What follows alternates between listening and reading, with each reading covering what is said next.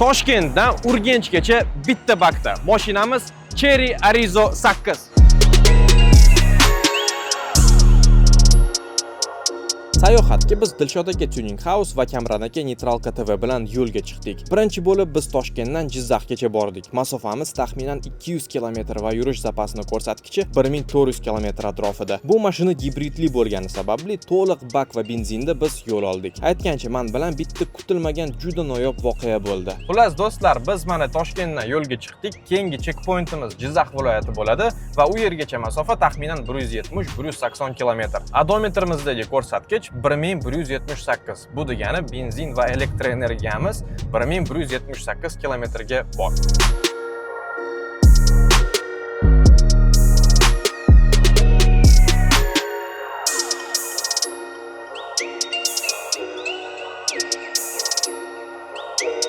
Do'stlar, Jizzaxgacha sayohatimiz haligacha davom etmoqda va yo'llar g'adir-budur bo'lishiga, yamali bo'lishiga qaramay, mashina o'zini juda ham yaxshi tutyapti.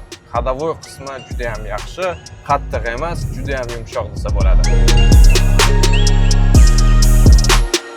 Do'stlar, biz hozir Jizzax viloyatiga yetib keldik. Hozir ozgina dam olib, ovqatlanib, Samarqandga yo'l olamiz. Masofa taxminan 120 km bo'ladi. Toshkentdan Jizzax viloyatiga bosib o'tgan masofamiz taxminan 200 km bo'ldi va yurish zaxiramiz ko'rsatkichi 1144 km ko'rsatmoqda. Shuningdek, Urganchga biz bemalol bora olamiz. Jizzaxga kelganimizdan so'ng biz restoranda ovqatlandik, chunki tushlik vaqti ham kelib qoldi. Jizzax somsa va shashliklarni yeb biz Samarqandga yo'l oldik. Do'stlar, bu Cherry'ning O'zbekistondagi birinchi gibrid avtomobili hisoblanadi.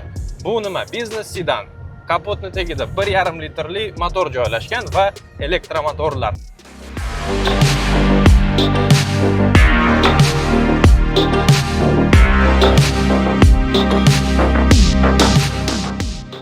Mashina gibrid bo'lgandan keyin umumiy rasxodi 4,2 litr va to'liq bakda mashina 1400 km bosib o'tar ekan.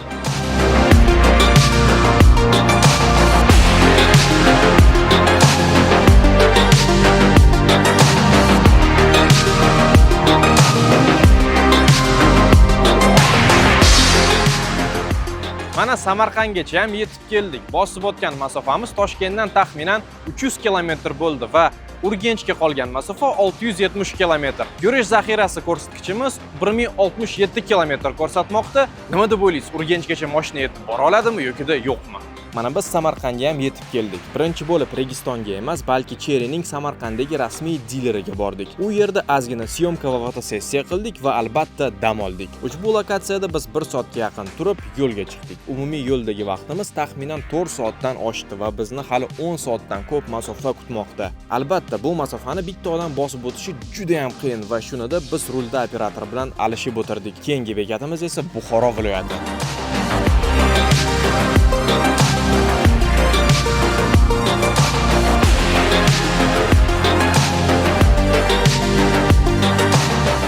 Afsus, juda kech bo'lib ketdi. Kechki ovqat vaqti ham kelib qoldi. Buxoroga yetmasdan Navoiy viloyatida to'xtadik. Aynan shu yerda butun syomka jamoamiz bilan restoranda kechki ovqat qildik va ozgina vaqtdan so'ng Buxoroga yo'l oldik. Samarqanddan biz 178 km masofani bosib o'tdik va rulda 2 soat va 45 minut bo'ldik. Keyingi bekatimiz endi aniq Buxoro bo'ladi. Do'stlar, va nihoyat bugungi oxirgi checkpointimiz bu Buxoro shahri. Hozir biz Buxorodamiz. Xullas, Toshkentdan 572 km masofani bosib keldik va yurish zaxirasini ko'rsatkichi 816 km ko'rsatyapti. Nima deb o'ylaysiz? Urganchgacha rostdan ham yetib bora olamizmi yoki-da yo'qmi? Va nihoyat biz Buxoroga yetib keldik. Shahar juda ham chiroyli, lekin men ham operator ham shuncha mashina haydab juda charchab ketdik. Tasavvur qiling, Toshkentda voqli ertalab rulga o'tirib, kechasi soat 12:30 Buxorodagi mehmonxonaga kirdik. 600 km va taxminan 10 soat rulda edik va yaxshigina charchabmiz. Lekin ertasiga bizni shunaqa go'zal lokatsiyalar kutyapti, hozir hammasini ko'rasiz.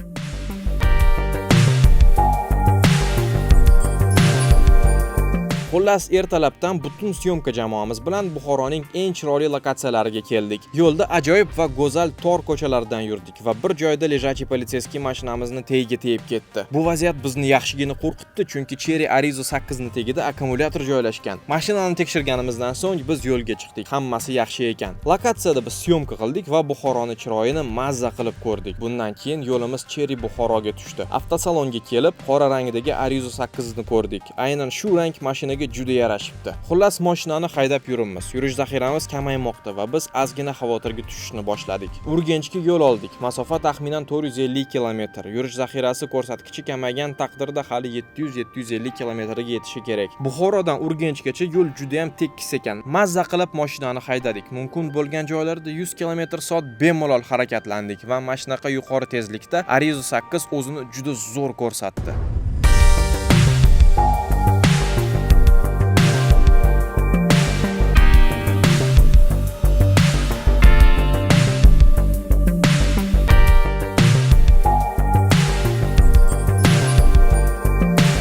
Do'stlar, Cherry Arizo 8 0 dan 100 gacha sport rejimida necha soniyada chiqadi? Hozir tekshiramiz. Davay, 3, 2, 1, ketdi.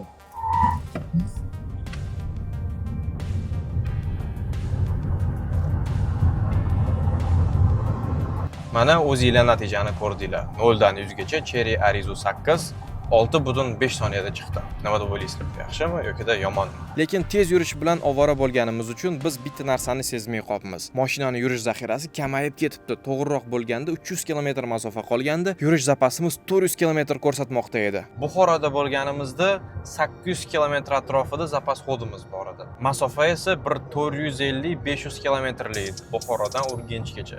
Hozir esa mana bizga navigator bo'yicha 155 km qolgan. Lekin zapas xodimiz 347 qoldi. Farqni ko'ryapsizlarmi? Boya 300 atrofida raznica bor edi, hozir esa mana 200 atrofida raznica bo'lib qo'yapti.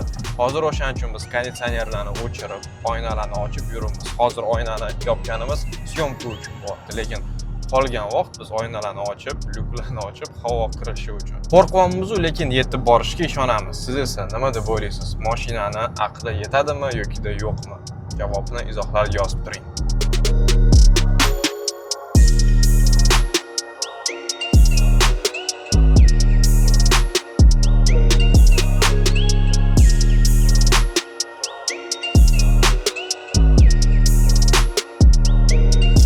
Do'stlar, biz Xorazm viloyatiga kirib keldik.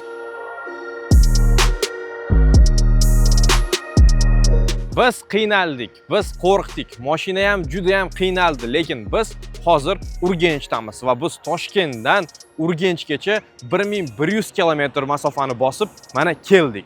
Mashinani yurish zaxirasi yetdi va bu topshiriqni Cherry Arizo 8 muvaffaqiyatli bajardi. Aytgancha bugun Cherryning Urganchdagi dilerlik markazi ochilmoqda va biz bu tantanali tadbirga hozir yo'l olamiz.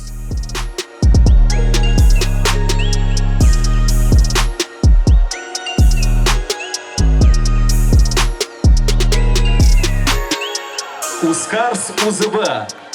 Eng qiziqarli va kutilmagan voqea bu Dilshod aka Tuning House va Kamran aka Neytral KTV bilan sahnaga chiqib, Cherry Urganch dilerlik markazi ochilgani bilan urganchliklarni tabrikladik. Tadbir juda ham yaxshi o'tdi. Juda ko'p odam ochilish marosimiga kelibdi va bayramdan so'ng biz aeroportga yo'l oldik. Ishonasizmi, 1000 kilometrdan ko'p masofani biz 2 kun bosib o'tdik va qaytishda esa xuddi shu masofani samolyotda 1 soatda o'tdik. Cherry Arizo 8 haqida gapirsak, mashina o'zini juda ham yaxshi ko'rsatdi. Komfort, tejamkorlik va yuqori texnologiyalar. Aynan shunday Arizo 8 ni anglatsa bo'ladi. Agarda siz ham Cherry Arizo 8 xohlayotgan bo'lsangiz, Cherryning rasmiy dilerdan sotib olishni tavsiya qilamiz.